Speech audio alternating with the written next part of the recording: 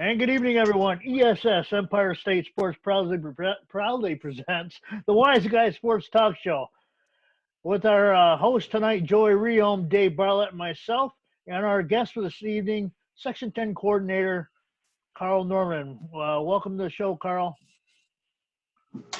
Thank you. Thank you for having me. And enjoy your show. No, thank you. Thank you. A lot of people do. We're getting a lot of compliments. It's great. I love it.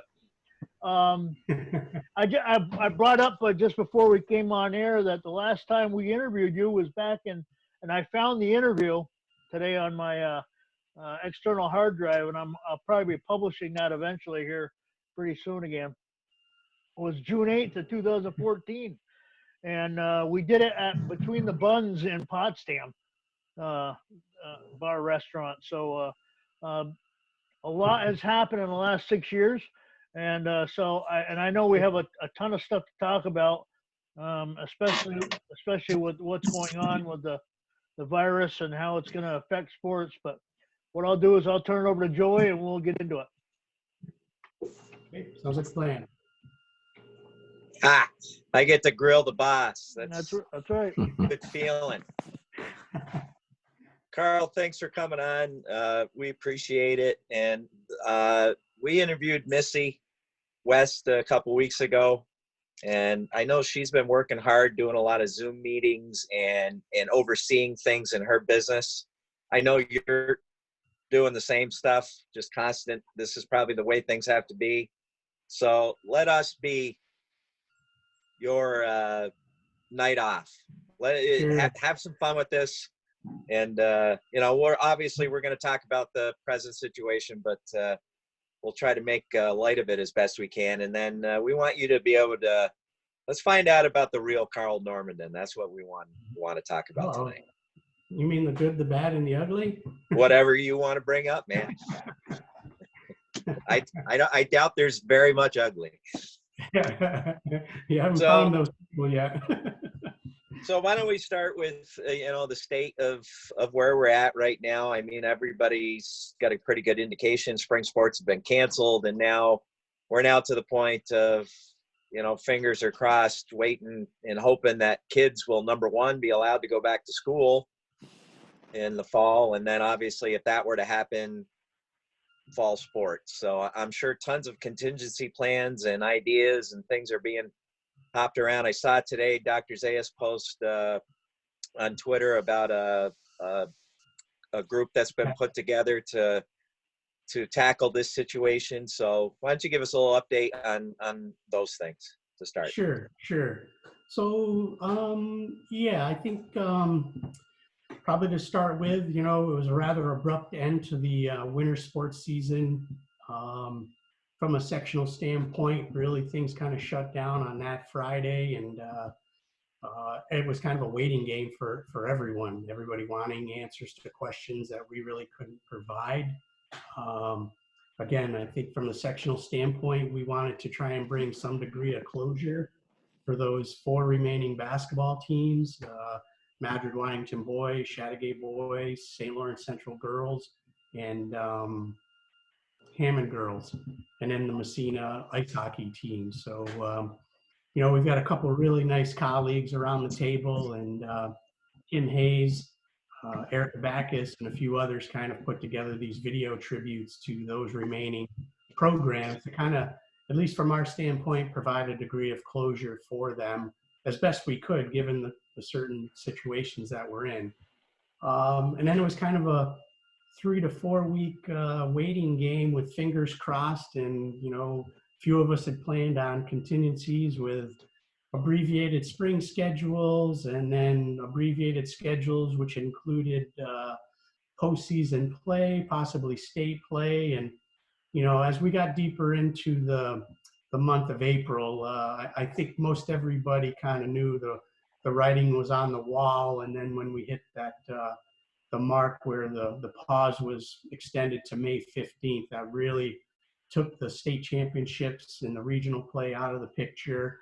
But it still was kind of a glimmer of hope for maybe a few weeks of regular season play. And I think anybody and everybody would have been satisfied whether it was parents, athletes, coaches, officials, all those people that are part of our programming, and Joe, you're really familiar with it as well, being part of our, athletic council, a coach, and then part of our crew for the winter. So it was kind of, I won't say people were defeated, but I think people were realistic and kind of kept things into perspective. And I got to say, our school communities have been very, very good about trying to maintain the positive attitudes that we need to have. Because I can tell you, my colleagues downstate, when you hit Westchester into Long Island, it's a whole different perspective from where they're coming from to where we are. And I realize that, athletics are important. That's, why the four of us are here together. And,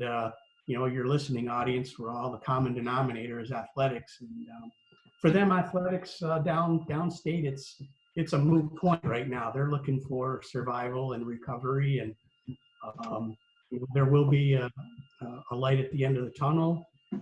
Moving forward, as you stated, Robert Zayas did list a COVID-19 task force, of which I'm serving on one of the committees for that. So I'll be able to at least have a little insight as to maybe some of the rules, the regulations, the adjustments for the upcoming fall season. And I think you hit it right on the head. I think right now most everybody's emphasis is on getting kids back to school, getting teachers, coaches, etc., and getting accustomed to whatever that new normal might be. I can't really get into what that new normal is because I think a lot of it's going to be dictated by the Department of Health, Governor's Task Force, and then realistically what our schools are going to be able to do to accommodate some of those restrictions or limitations. So I don't really know what the new normal is, but I can tell you there's a contingent of people out there that are going to do what we can to keep athletics in the picture frame. And again, not that we need to be first and foremost, but it is an extension of the classroom as recognized by the Commissioner of Education. And it's an important part of the school day. As you well know, we get knee deep into the winter. There's not a lot going on, and heading to a high school basketball game or an ice hockey match or a wrestling tournament, track and field, cheerleading, whatever. That's the best entertainment outside of whatever you might be following on a professional or collegiate level. So I think the month of May and June are really going to be working sessions to kind of look at what schools can do, how they can host, what adjustments may need to occur for certain sports. And somebody had asked me, well, is everything on the table? And I would say it's on the table, from changing the way contests may look to, if you've been paying attention to professional sports, offering contests with no spectators. That would be something very new and dramatic for us. I think we do have a heads up on people that we are going to have more individual districts that are going to be able to do live streaming capabilities. So that I think will be a critical factor as we move forward, being able to produce events, not just athletic events, but produce events for our school communities if in fact we don't have spectators. Are we keeping track? Because something that I've been saying, and again, these are gut feelings. And I'm sure a lot of people are given their gut feelings. And when I'm approached, I keep saying, until we see professional team sports and college team sports make their way back, I don't know how you could expect high school team sports to be the first back. But then, today, listening, because you have nothing else to do, listening to sports talk radio, something that's popping up, baseball is going to try to make a run at coming back for July 1st. And all of a sudden now, the city of Los Angeles is prolonging their stay at home for 3 more months. Makes you wonder, maybe high school sports does have a chance to come back first because, a high school sport is usually only pertaining to their state. Maybe a state, be it New York State, be it Vermont, be it any state in the union, maybe they will be at a point of, hey, we're okay to go in professional teams. Could you see that happening? I could. Again, as I said before, nothing's off the table. I think, as the governor stated, regionally, there's, not just the distinction of upstate, downstate, but east and west. Um, I think one of the things that we're going to have to deal with is every school district, their venues are slightly different. And I think the ability to adapt to those venues, whether it's spectatorship, something as simple as transportation, if your school bus can only hold 55 under normal circumstances, but the task force says you need to have social distancing on the bus or whatever those accommodations are. I think those are things that we're going to need to kind of vet out before we get to the month of August. But I could honestly see where upstate New York, or I'll call it North Country, we could be ahead of the curve on getting back to normalcy, or whatever that new normal is, versus our colleagues downstate. And again, that's no slight against downstate. They're in a dramatically different situation than what we are when you look at the number of diagnosed cases. But I think one thing that we also need to be mindful of is just the uneasiness and maybe degree of fear that some people may have upon the return. So I think there's going to be a phased approach to ensure that when you do send your children to school, that it's safe, appropriate, you feel comfortable. And then the same thing would go with regards to athletics. Is it going to be safe and appropriate that you feel comfortable? Some sports lend itself a little easier than other sports do with regards to the social distancing and whatnot. Again, just talking off the top of my head, you take, for instance, in the fall, cross country, outside of maybe the bus ride to the venue, the start at the event of the meet where everybody's on a common starting line, once the gun goes off, social distancing is going to take place by a natural ability.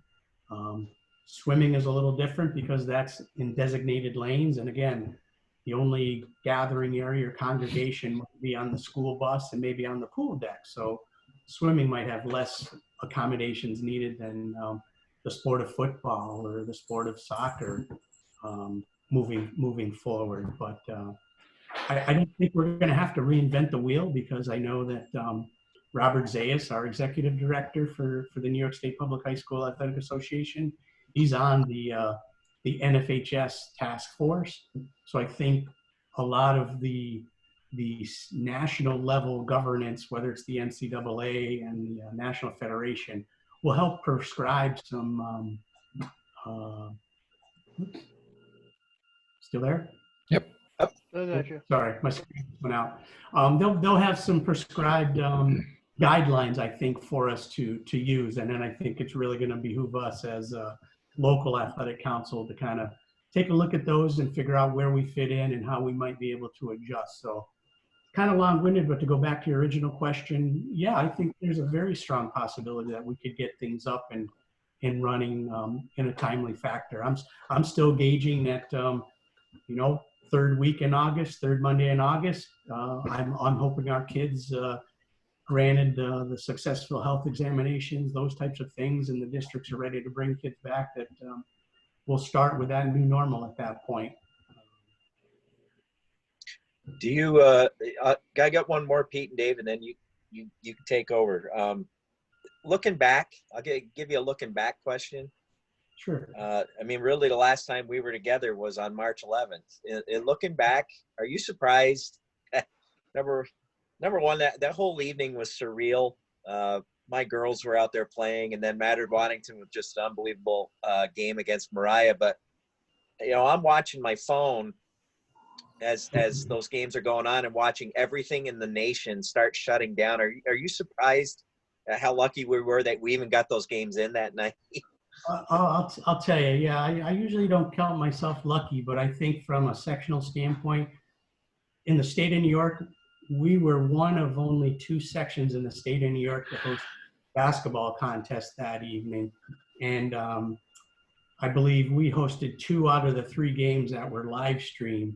And you're right, as I'm sitting there relishing the games that were taking place and how well our clubs had played that evening, to decent sized crowds. I mean, remember that evening we were still under the specter of whether or not our teams that were on the road that evening, whether or not they were actually going to go, because the hot spot was Saratoga, New York. Westchester hadn't necessarily been identified. But yeah, just it was a kind of a unique evening of success and then concern, because basically that evening when I got home, I was pretty much told that things are going to change in a dramatic fashion. And but again, not having all of the information as to what was going to happen.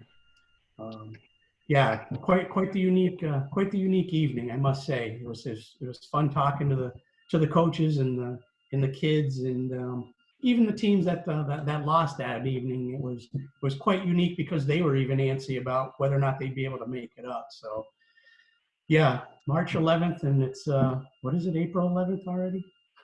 Or no, it's May 11th. April, it's May.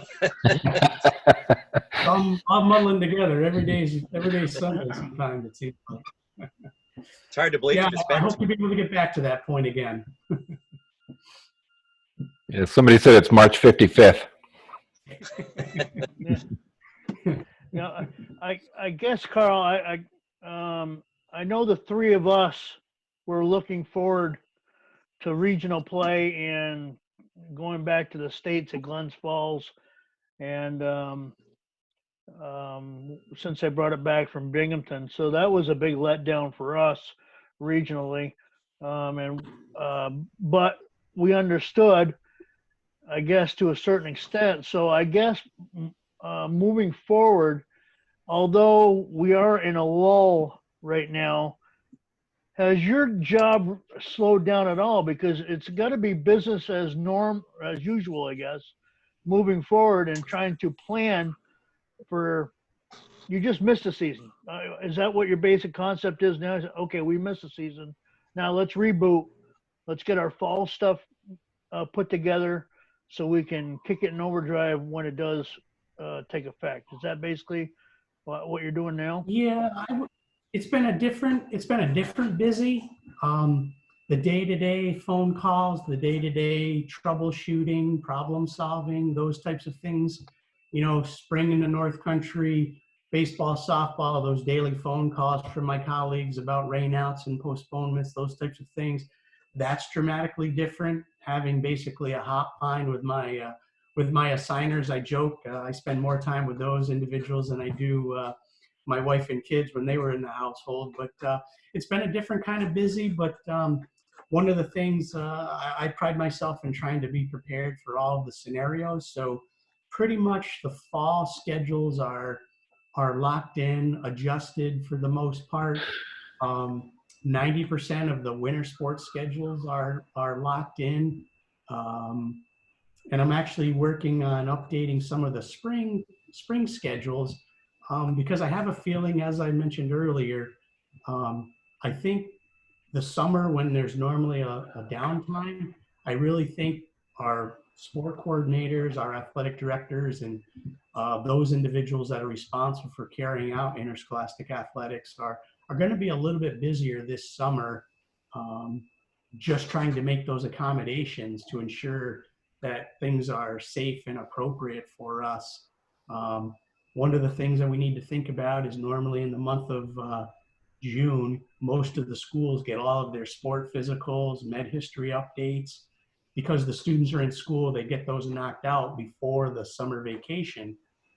It doesn't look like, at least for the time being, our kids are going to be able to get back into the school systems probably until, maybe mid-July. So that in itself, trying to get in, if your high school has 60% or better participation, there's a lot of kids that are going to need sport physicals, med histories, just physically meeting with the athletes to prepare for if you're doing off-season training, those types of things before the preseason comes. That's why I think it's going to be a busy, but it's going to be a different kind of busy, I think. I think another few weeks in the month of May is going to be the same as it has been, but I really think when we hit June, I think that's when I can see myself in my athletic council and the sport coordinators meeting regularly to work off of some of those directives that are going to come from the national level and the state level as well. So yeah, different busy, I would say. Yeah. So I know sometimes a lot of kids, they get their physicals done with their personal doctors, but the majority of them get them done at the school level. Is that something we're going to have to look at moving forward, whether or not we're going to have to expedite and try to get them rolling ASAP as soon as the school's open? Or is that something you're going to have to recommend they might have to go to their own physician to do? I know it's probably an unrelated question, but that paperwork has to be in place. Question. So. Yeah, because really, unless there's a waiver of that's actually a state education department regulation. So unless the commissioner decides to waive that particular regulation, which I really think, given the health pandemic that we're in, and then just the normal health physical, I can see where maybe the district might work with some of the family physicians and then maybe allow the child or the student athlete to go to their family physician, if in fact they can get in, because keep in mind, as we've been shut down, so have, the dentists, the PAs, the physicians.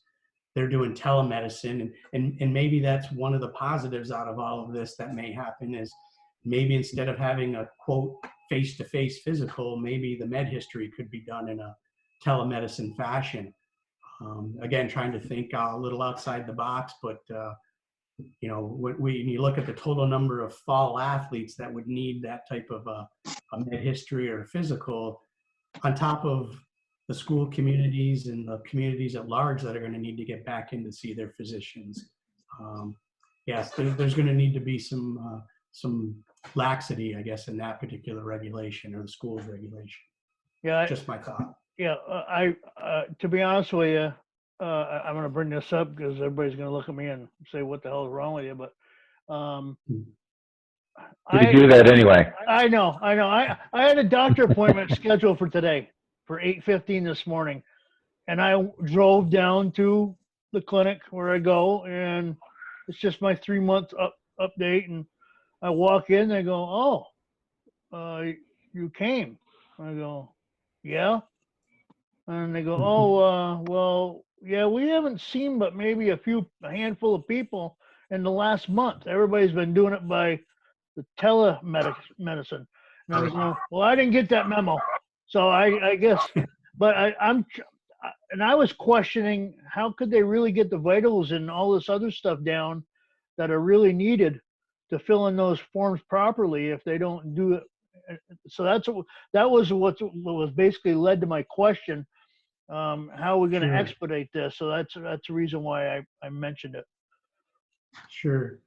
Yeah, the physical, the actual sport physical, yeah, definitely would need to be done in a face-to-face fashion versus the med history, which was more of a questionnaire type thing. Have you been to the hospital? Are you on any new medications?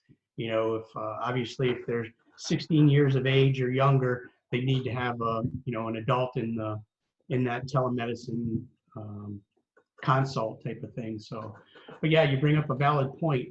Those are things that I think, again, although we don't think it's really sport related, it is sport related. So. All right, Carl. So enough about all this stuff. All right. We'll give you a break. Okay.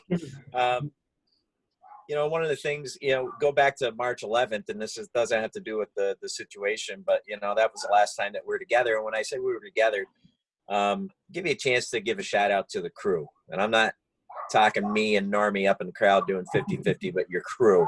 Guys have been doing this for over 40 years. And Pete and Dave, they've done their share of broadcasting in there, and they know what I'm talking about. The guys that take the tickets, Bill Mitchell mentioned them the other night in our interview.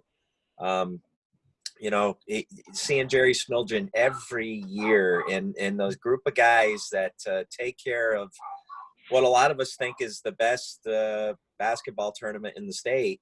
Your little chance to say,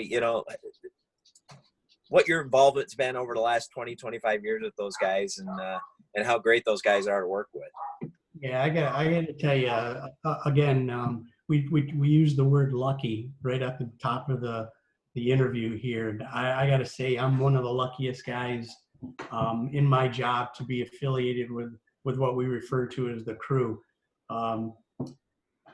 Jerry Smiljan, I'll call him the head of our crew. Him and his entourage, they're really more, rather than ticket takers, admission, they're really ambassadors for our section, ambassadors for our hockey tournament, ambassadors for our basketball tournament. We have people that have been coming for years, and they were former students, former players, and they actually, for years now, I've worked with them. I'm going on 20 years with them. When I started, they approached me and said, I understand if you want to go in a different direction. You don't know us from Adam. I don't know you from Adam. We were straight up with one another. They are the nicest individuals. They give you the shirt off the bat. They'll do anything for you. Anybody that's ever been around athletics knows those individuals. And this past year was Jerry's 54th year as part of our basketball crew, per se. Not too many. I don't even call him an employee. He's just a good friend, guy that you can talk to about anything, lighthearted. As I said, he's just got a pulse on what our tournament is about. Yeah, whether it was Roger and Pat out front taking tickets. Jerry kind of always says he's never made the pay grade to actually sell tickets. He's just a ripper. But those are the type of people that, whether it's grabbing a broom, whether it's addressing somebody in the crowd that just needs to kind of temper their enthusiasm, they're there. You don't have to say anything about them. I wouldn't be able to do what I can do without those individuals. Whether or not I get called out of the building or something occurs, I know that everybody's in good hands with those individuals. And I think they're kind of the go-to people as well. So anybody that has an issue, whether it's, they lock their keys in their car or lost child, whatever, they know who they can go to seek out to get some information and to help them out. Yeah, I think it's a rarity. Their shoes are never, ever going to be able to be filled. And as far as I know, that they are the longest serving, I'll call them ticket security administrative staff going in the state of New York. So in some situations, I think the people come to see them maybe sometimes more often than coming to see the athletic events. I know we had two guys from Indian Lake had no dog in the fight at a basketball game, but came because it was their 35th year of coming to the tournament, and came to shoot the breeze with Jerry and the crew. So yeah, as you said, I'm pretty lucky, and you got to throw yourself and Normie in there. And now Katie's on board, so it's a family affair with our basketball tournament and ice hockey, because you've helped us out with that as well. So no, good people all around for sure. You're muted, Joe. You're muted, Joe. Sorry. Thanks, Dave. We definitely look forward to that. And, it's hard to believe. Normie and I think, I don't know,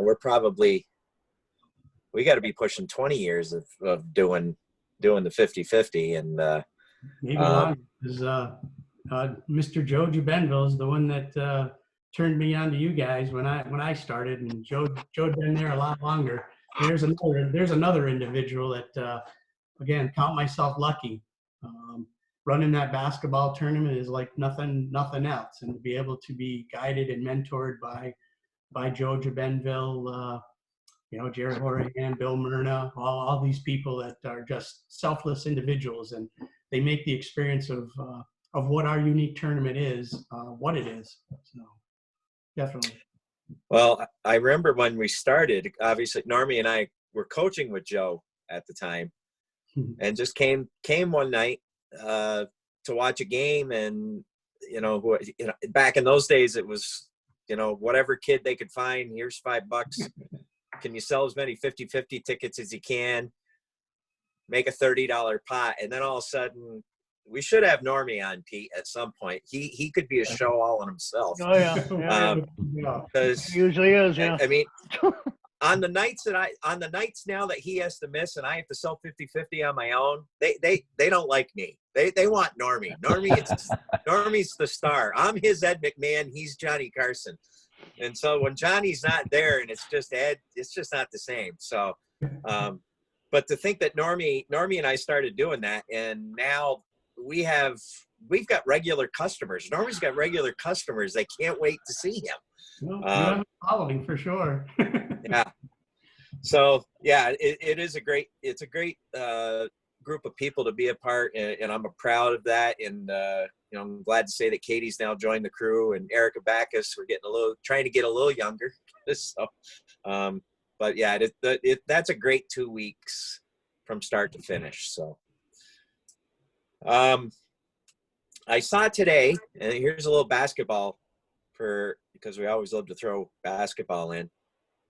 It's something that we take for granted. Sure, Pete and Dave do when they're broadcasting games. We have a shot clock in New York State. And I saw that NFHS apparently voted it down again for the states that don't have it. And any knowledge on that? What? I can't. It's just mind-boggling to me that we have states that don't have a shot clock now that, the pros use it, the colleges all use it, and now a lot of states are using it. And we've seen it. We've had it for a while now. So it's just mind-boggling to me that some states still do not have a shot clock in basketball.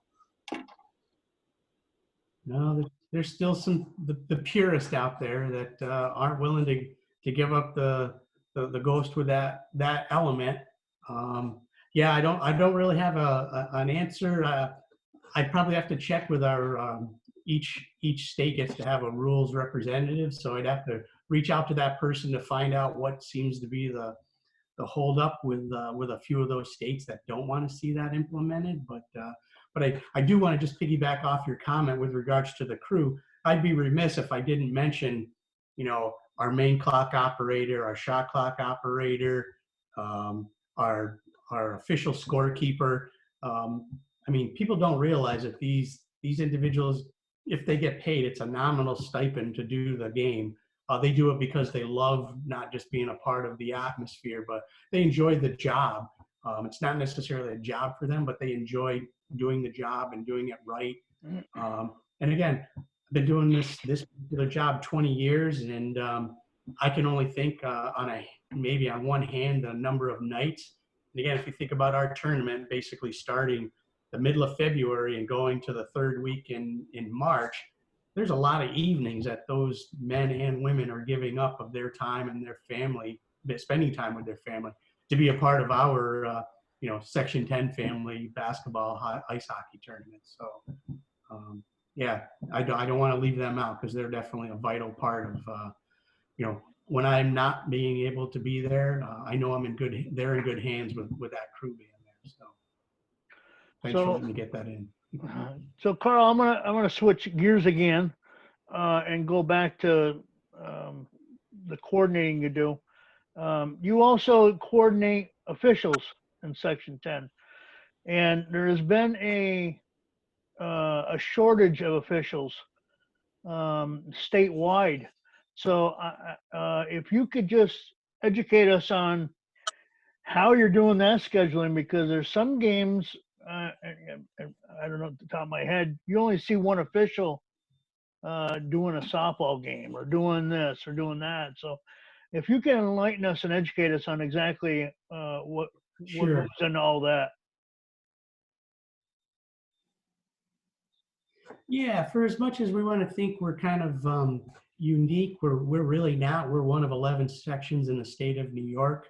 And the officiating shortage, it's a national shortage.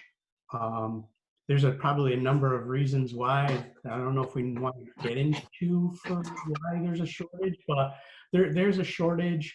of officials, and thank God I have the assigners that I do have, because they really do a good job of trying to balance out the officials that we do have, because those individuals do have lives as well. I think some people are under the impression that they're just sitting at home waiting for that phone to ring so that they can get that game. 90% of our officials are either gainfully employed or are retired and are doing other things in addition to retirement. So I guess by contract, our varsity contest must have the minimum number of officials assigned to them. So we take care of the varsity levels first. JV level, we try and assign the minimum number of officials. And then I hate to say it, but there's a number of our modified modified events that do go with maybe one official. And then in some situations, I have to call the school and say, our pool of officials have been exhausted. You have two choices: find somebody in-house that might be willing to cover for the evening, or look at either changing the time or winding up changing the date to another date where we can help cover. So this is a problem that's not just unique to Section 10. It's a problem statewide and a problem nationally. Some would argue the compensation for what sometimes they may have to put up with may be a reason, but one of the other factors is the time of our events sometimes is a contributing factor. Not everybody works a job where you can get off at 3:30 or has an employer that will be able to grant you getting out a half an hour early, or not taking a lunch and leaving a half hour early to go do a 4 o'clock game. So we try and structure the times for our events to try and maximize the number of officials as well. And on the positive side, we do have a number of officials that are also college officials. So depending on what their college schedule is, not just the 4 local colleges, but we have officials that travel out of the area that are working ACC, Big Ten, events nationally as well. So that kind of cuts into our pool of officials. But as I said as well, a lot of our officials are family oriented, and it's tough to ask somebody who's got a couple of kids, hey, can you give up a 6th night of not being at home with your family? So we try and balance that as well. So we do the best that we can do. So I will say, I've done a lot of games throughout the state broadcasting. There is nothing like Section 10 officials. I'll tell you that right now. Even when I was coaching, you might have a problem on the court, but after the game, it's all said and done. You're all sharing a beer together or a beverage and moving on. But I'm down in Section 2 now, and they talk about this all the time also, about the shortage of officials. And I didn't know it was nationwide. Of course, I only orient myself to statewide stuff. Sure. But so I don't want to pick your brain too much on this topic, but in the past I didn't feel that we had a shortage of officials, and only because of going forward. Number one, guys are getting older and they're stepping down. A lot of headaches now, having to deal with fans and coaches. I understand that. But so a few years back, New York State was talking about the three man in basketball games. Unfortunately, we don't have the numbers for that. But if we did have numbers for that, is that something that New York State would probably be looking into in the future if they did have the numbers? Yeah, I think the 3-man officiating crew in basketball, along with several other sports, we again, as we've said, we try and maximize our official pools. We don't want anybody that doesn't want to be sitting around at night. We want them to be gainfully employed. So we do have on occasion where we might have a 3-person crew working a basketball tournament, a non-league game, and then at the request of some of the school districts, if we can provide it, if it's a big rival game, And I'll just use, Brazier Falls and Norwood Norfolk. It's a rival game, and we have the officials available. If Mr. Rayom calls up and we can provide a third official, we'll go ahead and assign that. So over the last couple of years, we have selectively implemented that system. It is well received right now for our postseason play. We do 3-person crews all the way through our sectional play, regional play, and then state play. It's growing, and they do a good job even in our preseason for some of our scrimmages to try and get acclimated, because not all of our officials are college officials, which they have to use that system. So I think it's been a very good cooperative endeavor to maximize officials to that particular system. And you still have some of the purists who enjoy having 2 officials versus 3, but for the most part, it seems to be pretty well received. And yeah, it would be nice on any given night or every given night to have 3 officials, and it helps the officials out as well. It spreads the responsibilities on the court or on the soccer field, ice arena, or even in the sport of lacrosse. There's another sport that certainly could use 3 officials on it. Not necessarily the 2 guys or 2 gals can't do the job, but it certainly helps spread the responsibilities of maintaining the game out there.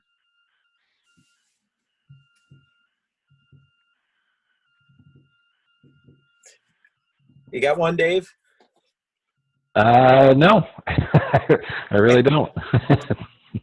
All right.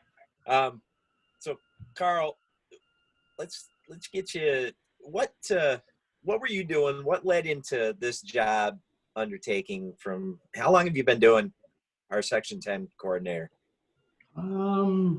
July 1st, I will be starting my 20th year in the position. Prior to that, I worked 5 years at Salmon River Central School. Loved it over there. People were great. Had the ability to not only serve as a administrator there, but also had the ability to coach, which was pretty unique. Coached basketball, girls varsity and JV basketball for a number of years. Was one of the individuals involved with the creation of girls ice hockey over there at Salmon as well, back in the day. And then prior to that, I was an instructor at Cortland State College for 9 years. Then I had a 3-year stint in the city of Syracuse, teaching in a Catholic school system in middle school and in elementary school, and was the athletic director, coached 4 sports in 3 seasons, if you can believe it, back then. Loved every day of it. I think I'm kind of one of the, go back to the top of the hour, lucky guys. Was able to, right out of high school, rather than going to study halls, I went and helped out my physical education teacher teach elementary phys ed and high school phys ed, and knew that was what my endeavor was going to be. Lucky enough, got a job right off the bat, and I've loved every day of it since then. And speaking about hockey, you're our state go-to guy, right, for girls hockey? Yep. I'm just going to say, kind of by happenstance, you miss a meeting and get nominated for a position, and tough to back out of it. But it was kind of a unique scenario. Girls ice hockey was just in its infancy. We had a handful of teams back in the year it would be 1999, 2000. We had a steady growth in girls ice hockey. Right off the bat at Salmon River, we had a pretty good run of, I think, 5 league championships, because we didn't have a state championship back then. Had a couple of really great coaches. Jeff Rayom was one of our first coaches right there. Olivia Cook, and of course our current coaching staff over there as well has done very well. Made it to the girls' Final Four last year. I think it just kind of seemed to fall into place that one of the people that was right there at the infancy of girls ice hockey, we grew to enough sections that we actually got regional status here about 8 years ago. And at one of our meetings, somebody threw a name out, and been this girls' state ice hockey coordinator for 9 years now. So another great little project. Like I said, we had some really good growth up until that financial crisis there in 2008, 2009. Then it kind of put a stall on our growth. But if I can share some information, it looks like Section 1, the Westchester area, and Section 2, right near your backyard, Pete, are also starting up girls ice hockey. So we should be able to gain 3, 4, maybe 5 teams this coming season. So that'll help put us over the top and get us a state quote championship recognition as well. We still Would that that'd be nice. Would that move the time frame if they get to that point? Is that why their championship is so early as compared to the rest? And luckily for them, it was early this year. Yeah, really. Happenstance for sure. Yeah, good question. The girls and the girls coaches have all basically agreed that they like the abbreviated season, because we're pretty unique in Section 10 that the vast majority of our districts actually sponsor the sport as a school budgeted item, versus some of our other sections where they might have to do 50% fundraising, or in some situations even 100% fundraising for their efforts. So buying ice time, getting transportation, paying for officials, it gets pretty costly. So we've all agreed, and based on the number of teams that we have, pretty much everybody's agreed, let's condense our season. And then a lot of the young ladies are also participating in the minor hockey program. So when our regional championship ends, it's like a week or two prior to their minor hockey state tournaments that they have and they're participating in. So it works out well rather than extending it into that second week in March. Maybe down the road with more teams and more district funding, although given everything that's taken place this year, district funding is going to be at a premium. So it's going to be a few years off, but maybe that would be our next goal with bringing girls ice hockey deeper into the postseason. But it works for us now, and everybody loves it. Carl, can I pick your brain as who in Section 2 is looking at teams? Sure. Right now, I think it's going to be a collaborative effort with Bolton Landing, a former Potsdam girls player, Margaret Lawrence, formerly Margaret Burrows. She's at Bolton Landing as the athletic director, and they might be looking at a merger with Queensbury and then possibly Saratoga. They're really still kind of in the infancy stage where they've spoken to their boards, and I think they're working on a plan to help offset expenditures and then really just map out where they're going to be maybe in a 2 to 3 year time frame to kind of get it up and going and get a commitment. So yeah, and that's how virtually all the other sections have started off. Yeah, I could see Saratoga, especially the schools that have numbers down here, like Saratoga, yeah. South Glens Falls, Queensbury. I could see those that have the numbers would be able to try to, and they do have the rinks down here. Definitely. Yeah, and like I said, that's been kind of the template for sections creating and adding programs. Is once District A starts a program, well, District B says, well, if they can do it, why can't we do it? And so the dominoes start to fall, and hopefully that'll continue across the state. So right now we've got Section 10, Section 7. Section 3, Section 4, and then Section 6 Buffalo. So somewhere down in the near future, we'd like to see maybe Section 5, the Rochester area, jump on board, and we'd pretty much kind of canvass all of New York State minus the Long Island area, which doesn't offer ice hockey at that boys or the girls level. And so, do we host next year? Does Section 10 host the girls' Final Four? Correct. Yep. So we'll be been laying out, mapping out plans. We actually have our girls state ice hockey committee meeting this coming Friday, and we'll be putting out bids for hotel motels. We'll be looking probably SUNY Canton, SUNY Potsdam for ice time on the Friday, Saturday format with the backup of Sunday, which really kind of came, if I can diverge a little bit, kind of came in handy this particular winter because the girls' state ice hockey championships took place in Lake Placid that first weekend in February. And if you can remember back, that's when we received 27 inches of snow.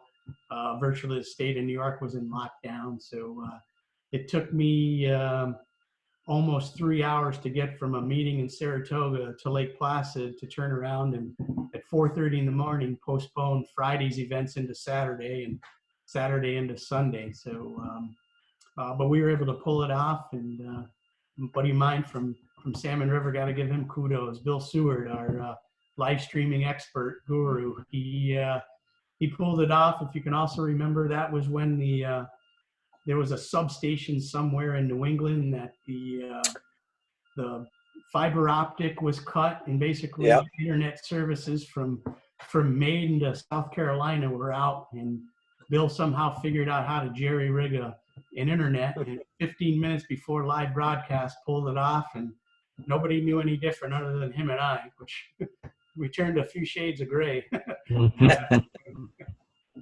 Yeah, he's done wonders, I'll tell you. So.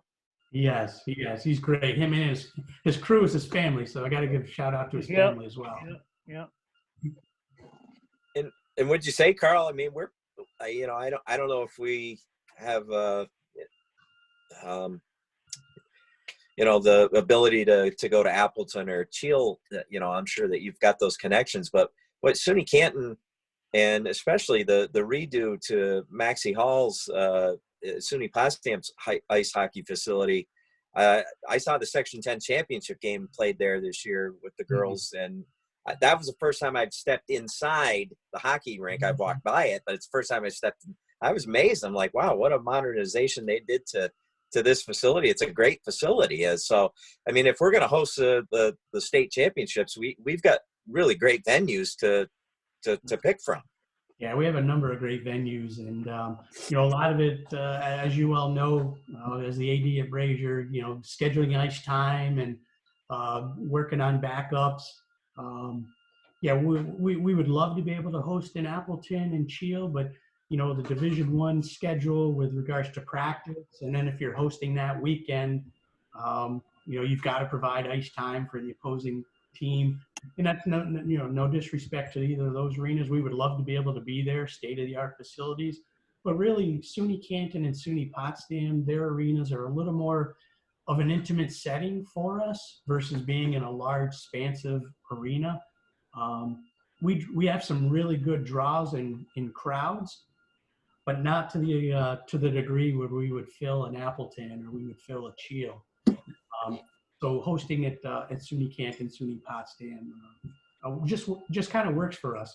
Would I like to say in 5 or 10 years, do we need to be at an Appleton and a Cheel? I would love to be able to see that happen. Again, it's a goal for us to continue to grow in that manner. But as you said, we're pretty lucky again having the arenas and the relationships that we do have with our 4 colleges and even our high schools. Our high schools have some fantastic venues, whether it's hockey, basketball, football, soccer, lacrosse. And everybody, as you mentioned, Section 10 is pretty unique in the fact that, at a moment's notice, you can call one of your colleagues and say, hey, I'm in a tough spot right now. Can you help me out? And 9 times out of 10, they're more than willing to do whatever they can do to help pull it off. And again, I don't know if that necessarily takes place everywhere, but I can say it does take place here. People are great to work with, Yeah, Canton has an excellent facility. I know that for a fact. And Potsdam, I liked Potsdam before they did the renovations, and I haven't been there since they renovated. So I'm looking forward to actually stopping by and seeing how they did. Pete, we're gonna have on. We're gonna have on Kara Newtown, the coach for Salmon River, is coming on in a couple of weeks, and And I was at the Section 10 championship game. I was just because my girls are at St. Lawrence Central merged with Potsdam, so I was at the game and I was just blown away by the whole venue and just the life that was in that facility in a game that came right down to the buzzer. It was just I thought a great championship game and a great experience to be in there. So I think it's a perfect location for future ventures and especially in girls hockey. So yeah, we've kind of dubbed that our sectional championship venue. And then when we wind up hosting regionals, we kind of take a look at what Potsdam's schedule may be or SUNY Canton's schedule. So as you said, either of those would be fantastic venues. And then just the flexibility of being able to have a designated press box for live streaming, which, Bill and his crew, again, did a stellar job. We had goal cams and, we had 3 play-by-play individuals that were up there. And the audience that it ended up going to was tremendous after you find out, because we have a mechanism that we can go in and look and see, where the stream went, who picked it up. And again, grandma and grandpa that might reside in Florida or Arizona. Again, we pride ourselves in trying to provide as much exposure for our kids and programming as well. So. That's what it's all about, the kids. That's the bottom line. Definitely. Yep. Carl, we're going to have to wind this down, but I want to thank you again for coming on the show. I hope we don't have to wait another 6 years to get you on like we did the last time. Because your job changes immensely.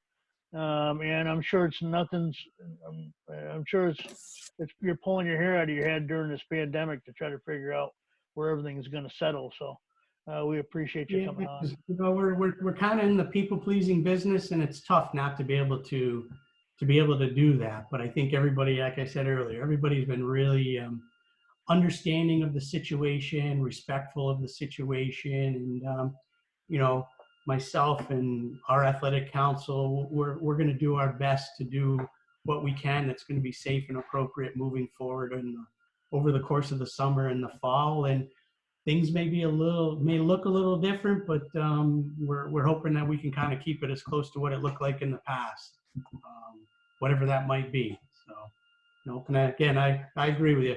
I promise you, it won't be another 6 years before we get on here. You guys do a great service for us, and again, all student centered, student oriented, and all positive, and that's what we like. Well, Carl, I know for Joey and Dave, we really appreciate you coming on. We really do. So we're going to wind it down here. For Dave Bartlett, Joey Reel, and myself, Pete Goslaw, and our special guest tonight, Carl Normandin, this has been the Wise Guy Sports Talk Show here on ESS, Empire State Sports. Stay safe, everybody, and good night.